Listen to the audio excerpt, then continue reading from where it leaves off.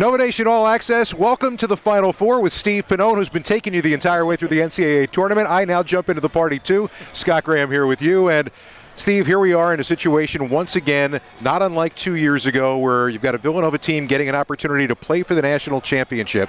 It's becoming a regular occurrence, but I tell you what, I think we can get used to this. Oh, this is fun. I'd like to get used to it, but as Coach Wright always mentions, every Sunday on Selection Sunday, you can't take this for granted. Obviously, Final Fours you never take for granted, but just the success of the program, the multiple straight NCAA tournaments that this program has done under Coach Wright, you got to take a step back, really enjoy it, and you're in a great city, you got to really enjoy this. Jay Wright getting an opportunity to catch up with his old friend Jim Nance. They're getting close now after all of these years, 3 Final Fours over the course of the last 10 years. Last 2 games, and we'll talk more about this later on in this show and tomorrow as well. The last 2 games have been the kind of hit you in the mouth. You've got to bounce back. You've got to go up against the physical Big 12 team. They survived both of those games. They didn't only survive, won both games by double digits. This game, although Big 12 team, physically is probably not going to be like those two. No, other than Azubuike in the center. They're going to play with 4 perimeter players, 4 very good athletes, handle, shoot, pass. So a very different team than, say, West Virginia or really Texas Tech, who kind of played almost with 4 forwards, physically, big, strong, going to the glass, offensive rebound. So I think a different flow in the game. I think you'll see more points scored because you have 2 very good offensive teams, but a little bit different Big 12 taste between Kansas and the 2 teams they played up in Boston. Now you also take a look at where things are with this team right now, and in terms of trying to peak at the right time, dealing with everything. You know, we're here today and we've got this opportunity to be here for what is a practice. Now, a day like today, they already had their team practice off-site and then come here for the open practice. And you're not going to reveal anything in an open practice. This is a different animal. Does it help players who've been through this routine before coming back a second or third time? You know, it's interesting. I asked that to Dante DiVincenzo, who redshirted that year but was practicing and came out on the court earlier.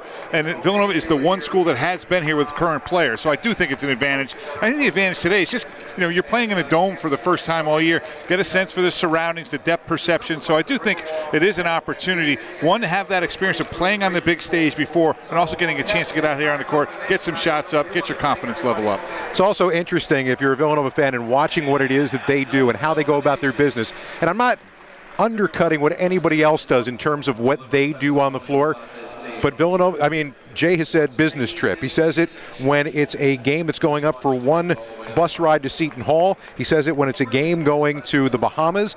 The Final Four, it's all the same approach. And when you take that approach that every game is the big game, and when he first got here, he said, no, it's a big game because Villanova's playing in it. And so it's been that one-game mentality all along. So I really think it helps your players relax. And it's, you know, it's a Saturday night game in Texas. Well, it happens to be for a national bid, a national championship game. But to the kids, it's just, hey, it's next game, next practice. That attitude, I think, kind of keeps everyone calm, relaxed, gives them the ability to go out and play their best basketball.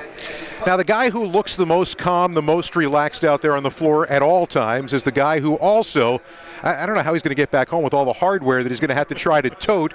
Jalen Brunson, another major National Player of the Year award today. There are still a couple more out there that he might win. How incredible a run, unprecedented a run is this? Yeah, we've never seen this before at Villanova, and you don't really see it at a national level. A lot of times these awards get split, and 2 and 3 different guys are capable of winning it.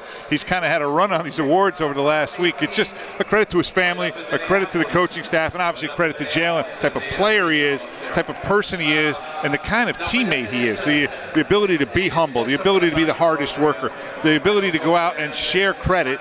He's just been a great example, not only for Villanova, but I think of all of college basketball. You look at what he's capable of doing, what he has done, and in talking to Randy Foy, who we're going to talk to here in a little bit, who's going to be joining me on the True TV broadcast, the team cast for Villanova this year, he said, you know, in just watching Jalen from afar, he's kind of among those who are amazed by his ability to post up, get down low, figure out a way to live among the trees, not only get shots away, but be effective in doing that. He is such a unique skill set. It really is, because I think Coach had mentioned he's probably their best post-up player. He's one of their best three-point shooters. He handles the ball at crunch time. He's an outstanding foul shooter. He does everything on the basketball court well. And I guess if you're the best player in the country, that's probably what you got to be able to do. But he's done everything so well. He guards his position.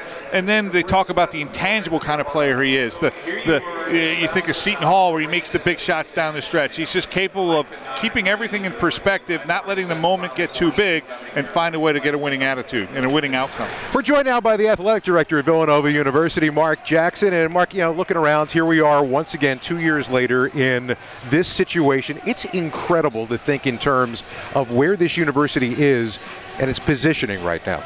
Yeah, it's kind of like a pinch me moment, right? We've had a bunch of them over the last few years, and not only on the athletic side, but for a university and where the university has come just in the short period of time. It's exciting. It's wonderful to be a part of. You can't really digest it.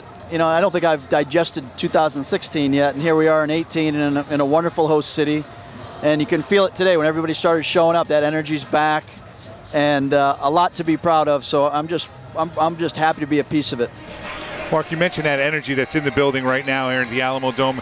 What does it mean specifically for your department? What can you do to harness that energy to grow your athletic department? Yeah, well, it's wonderful for the brand, and our brand is a national, if not a global brand, and it rises all boats in the harbor. It helps our lacrosse team recruit. It helps us to fundraise for rowing. It just brings our community together. We keep coming back to that word, right? Community. So it strengthens our community. It strengthens our brand. It gives people something to rally around. So for us to go from New York City and win the Big East Championship in a great town, and then go to Pittsburgh right down the road, and then to be in Boston, which was probably our toughest ticket out of all of them, and now to follow that up to be in this great city, it's beyond words in a lot of ways.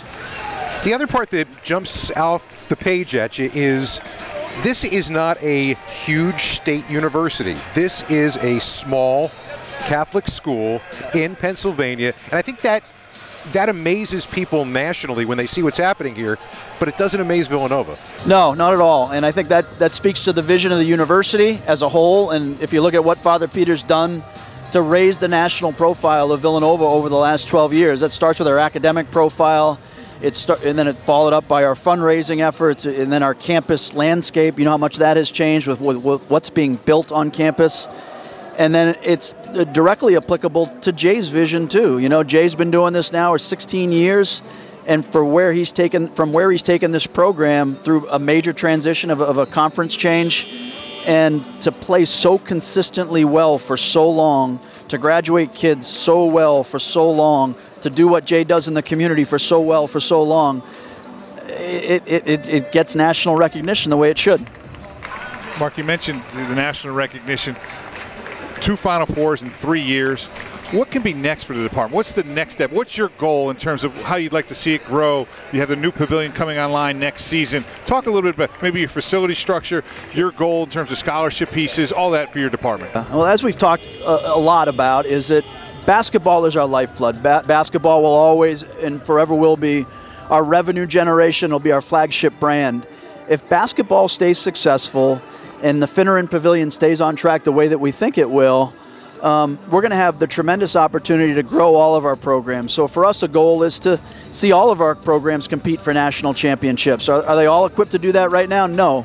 Some are much closer than others, but we'd love to celebrate a lacrosse championship or another track and field championship. That's another consistent program.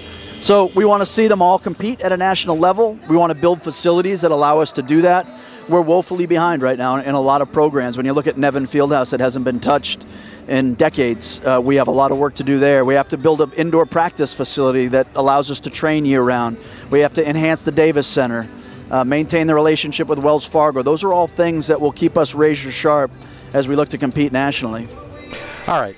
We've talked a lot about these types of things. Now I'm going to give you the opportunity. Nobody ever lets the athletic director be the analyst. You got a chance to be an analyst right now. How do the Wildcats win this game? I think, do what we do. You've heard that time and time again, and I don't pretend to know X's and O's. I'm halfway dangerous. And look, we're facing a really good team, right? And in a lot of ways, in talking with the coaching staff, I do ask a million questions. They get sick of me asking, but they mirror us in a lot of ways. They're smart, they're disciplined, they're unselfish, they can shoot the ball, they play good defense. This is going to be a difficult game. But we've seen us play at our best, and we keep peaking, right? Every weekend we seem to be playing better and better. And when you look at the core of leadership on this team and what Jalen Brunson means and what Mikhail means, right on down the line, Eric and all these guys are just playing fantastic basketball right now. I always like our chances, and you know one thing, you're going to get every ounce of effort. That's the one thing we can guarantee on Saturday night. It's going to be some good stuff. Mark, thanks so much for stopping by. We really appreciate it. Thank you, Mark. Now, as we look out on the floor and what's going on in terms of this team practicing right now, the last time, and I didn't want to embarrass him here, and I also didn't want to tell him because we're going to put it into the TV broadcast tomorrow night, but the last time Randy Foye saw Kansas, it looked something like this.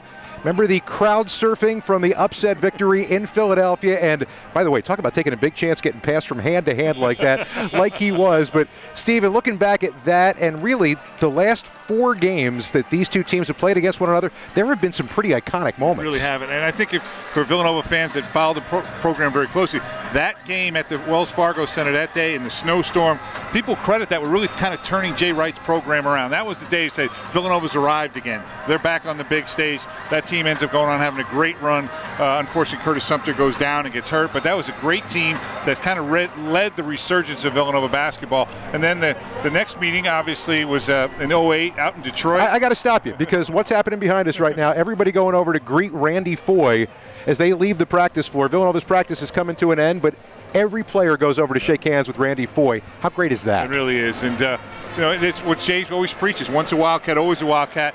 And Randy's a unique example because these guys had an opportunity to see him play in the NBA. But it's the same way with a guy that came back that maybe only averaged 3 or 4 points a game. They're all treated the same. I think Coach's line is, you know, everyone has a different role, but everyone's status is the same. So Randy happens to be one of our high-profile alums, but everyone's treated the same way.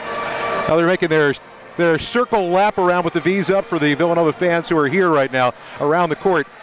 The emotion that game against Kansas, you're right, that was a jumping off point. One of the other ones that was a jumping off point, kind of like a second jumping off point, was down in the Bahamas. Yes. Arch hits that shot to beat Kansas, and that was, okay, you know, that 13-19 season is behind us now. The next season, here we come. This is going to be a different time. And that really set the stage for this 5-year run that the guys have been on. It's been incredible. You know, Arch hitting that shot. Villanova led most of that second half. Kansas made a run, took the lead late in the game with Joel Embiid and Andrew Wiggins, a great Kansas team.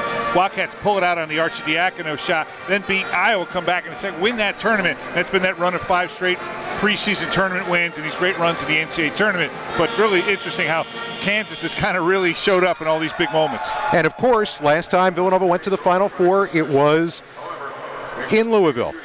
A Kansas #1 seed, and a game that was, I mean, that was the smash mouth game. You know, we talk about smash mouth games back and forth. That's what that was. That was in your face. That was physical hand-to-hand combat for 40 minutes. It really was. I can remember Al McGuire saying this back in the day, before they played 6 games. He says, you're always going to have one of those games in the NCAA tournament where you're not going to shoot it well, you're not going to have that flow offensively, and you're going to have to find a way to win that game. Well, in the 2016 run, they had made every shot against Asheville and Iowa and Miami, and then the Kansas game became that, you know, kind of that rock chalk Jayhawk like fight they talk about all the time. We had a fight for every possession.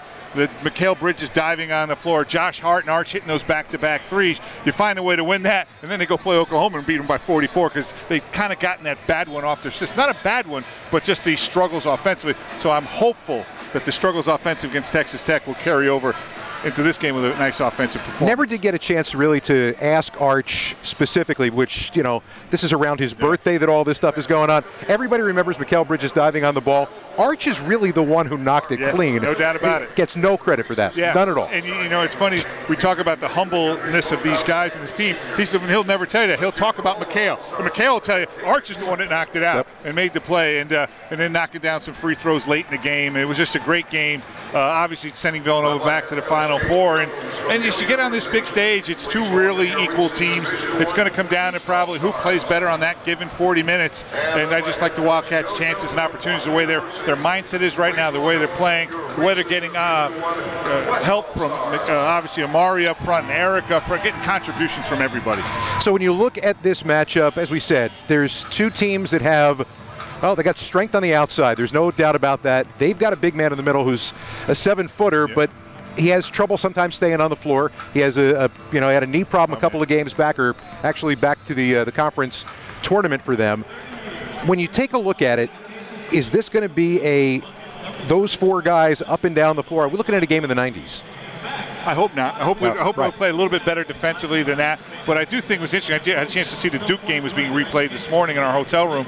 And Azubuike just didn't guard Carter. Right. With Spellman, you're going to have to come out and guard him, which opens up driving lanes for McHale and Phil. So it's going to be interesting. I think a big key is going to be rebounding. Who wins the battle of the boards? Kansas did a great job on the boards against Duke. If we give up offensive rebounds and second shots, could be a tough afternoon for Villanova. I think it's whoever wins that rebound battle, because I think both teams are going to be able to defend that first shot, but who gets on the glass and gets those easy putbacks could be the victor. Well, the rebounding has been very big of late. Talk about what Eric Pascal's done over the course of the last several games, including on the offensive glass. When shots aren't falling, you give the team an opportunity. A team that shoots this well, 2 shots at it, generally you're going to have a good trip down the floor. Those extra possessions mean so much, especially when you anticipate a nip-and-tuck game, a 2-point lead here, down 2, up 4. Every extra possession you can get is going to be huge. And I think Eric, in that Big East championship game against Providence, kind of set the tone for him all throughout this tournament. And Demir Cosby-Roundtree coming off the bench and getting 7 rebounds in the first half against Texas Tech when a couple of guys are in foul trouble. So I do really think that rebounding may be the key stat tomorrow. So as the Cats continue along on the floor, we are joined now with the guy we promised was going to be with us, Randy Foye, who obviously longtime Villanova great, longtime NBA great, and now the biggest challenge of his life. I got to deal with him. He's got to deal with me for 2 hours tomorrow on the Teamcast. Welcome aboard. Thanks for having me. I think it's going to be tomorrow. I think it's going to be awesome. I'm excited for it. I think that you're going to throw me a lot of alley-oops. You're going to set me up pretty good. But like I said, I'm excited for it. And I'm talking about Villanova. I know a lot about Villanova. Everything he's doing out there, I know what he's doing, so I can't wait to get started tomorrow. Now, people might not know that you actually do have some broadcasting experience going into this, right? Yes. So I have my own podcast called Outside Shot with Randy Foye.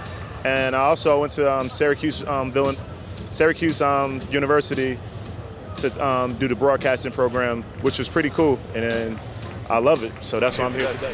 Randy, you mentioned alley-oops, and Scott's going to throw you a bunch this weekend. I know you still got it in you, but let's go back about, it's getting a long time now, a good 10, 12 years. About 12 years. Being out in Minneapolis. We'll start with the Boston College game in the Sweet 16. You guys get down early, and you put your teammates as a senior on your back, and you get that great win late in the game. So I want to kind of talk about your leadership on that team and compare it here for Phil, Jalen, and McHale. I just remember talking to Will Sheridan. I'm just saying to Will, please continue to fight. I know you're our single big down there with 4 guards, but continue to fight, and whatever we can do to help you rebound, we're going to help you. And that plan was a disaster in the beginning. So we got a freshman that came in, and Dante Cunningham, and Coach Wright brought me to the side. He said, hey, we're going to have to play Dante. I don't know how much we're going to be able to play these other couple guards that we have, but I need you to score. Stop worrying about everything else and just go score. And so that's what I did. And if you look at from the 6-minute mark in the first half through the second half in OT, I just shot the ball every time I got the ball. And I think I was like 10 for 27 with 29 points, but we won. A player's dream, right? The coach just said, I need you to score. But so then as you advance and you play a tough Florida team, end up winning back-to-back championships, and that's got to be a bittersweet moment as you end your career. If you had some advice for Jalen and McHale, who may or may not be playing their last games for Villanova, we'll figure that out when the time is right. But what would your advice be for these guys going out there for maybe one last time? For one, I think the advice that I have for them that I think they should take is to go out there and play as hard as possible. Leave everything on the floor.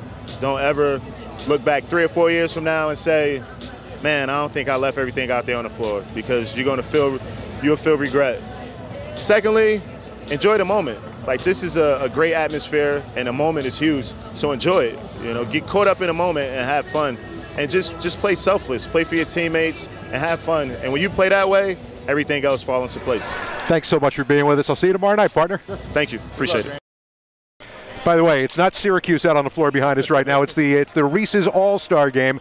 It is the college seniors who have finished their careers, no longer eligible, coming out to play for the crowd out here this afternoon. It's what wraps up the day here the day before the semifinal games in the Final Four. This has been fun. We want to thank Mark Jackson for joining us, Randy Foye for joining us, and we've got a lot more coming for you tomorrow as well as we continue with another special broadcast of Nova Nation All Access from the Final Four. For now, for Steve Pannone, Scott Graham, thanks for joining us. We'll talk to you tomorrow. Go Cats.